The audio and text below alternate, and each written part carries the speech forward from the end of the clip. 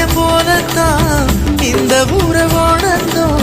வெயில தவிர வாழ்க்கையில வேற என்ன அறிஞ்சோம். வெயிலோடு விளையாடி வெயிலோடு உறவாடி வெயிலோடு மல்லு கட்டி ஆட்டம் போட்டோமே. நெண்டூரும் நரிவூரும் கருவேலங்காட்டோரும் கட்டானாய் சுத்தி சுத்தி வட்டம் போட்டோமே.